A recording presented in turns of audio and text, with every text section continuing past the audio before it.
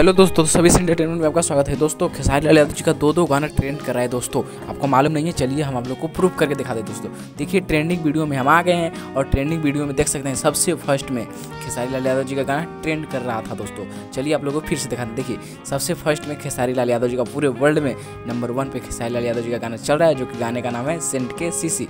देख सकते हैं आप लोग। दोस्तों ट्रेंडिंग वीडियो में सबसे फर्स्ट नंबर पे हमारे खेसारी लाल यादव, ट्रेंडिंग स्टार, दबंग स्टार खेसारी लाल यादव जी का ट्रेंड कर रहा है। दोस्तों और म्यूजिक सेक्शन में आए तो दोस्तों म्यूजिक में हमारे खेसारी लाल यादव जी के दूसरे नंबर पे ये गाना ट्रेंड कर रहा है। दोस्तों जो कि गाने का नाम है सेंट का सीसी।